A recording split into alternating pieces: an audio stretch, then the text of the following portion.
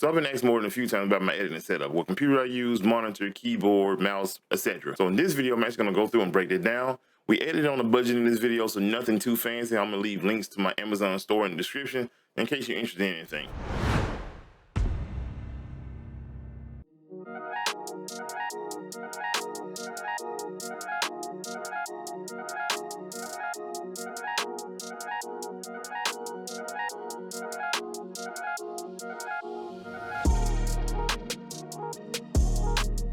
So my editing setup is super simple. I got 2 monitors, speaker, mouse, keyboard, the works.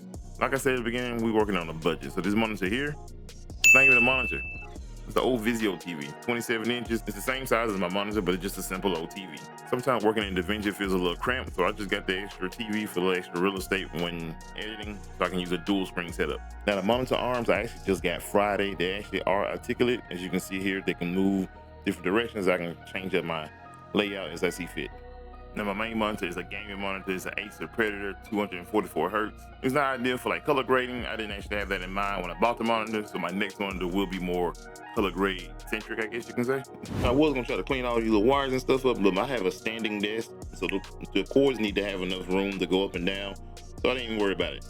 Most likely what you're here for is the computer. I'm gonna put the specs up on the screen. The only thing I've done with the computer since I gotten it is upgrade the SSD that was 500 gig. I upgraded it to a terabyte, and I increased the RAM from 16 to 32 gigs. I bought it from Best Buy 3 years ago. As far as I can tell, they don't make it anymore, but like I said, it's not nothing the latest or great. It has a 2070 Super GPU with 8 gigs of RAM. With DaVinci Resolve Studio, it actually utilizes GPU to kind of take the workload off the CPU, and so it works pretty well.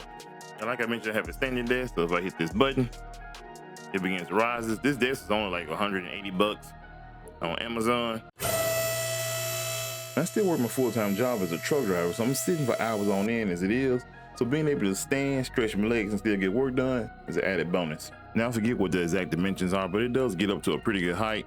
I'm around 6 foot, and it gets right to my elbow level, so when I'm standing there, it's almost like I'm sitting at a desk. Speakers about 50 bucks. I got them on Amazon.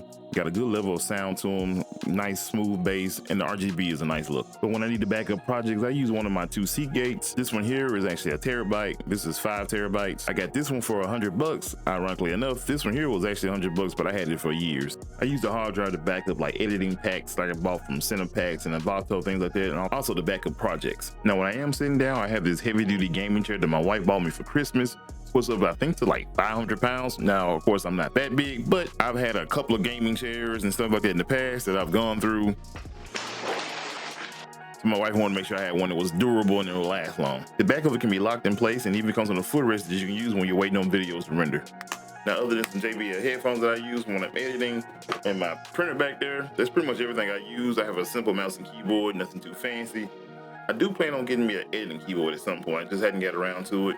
But then if you like today's video, make sure you hit that like button, subscribe for more future DaVinci Resolve content.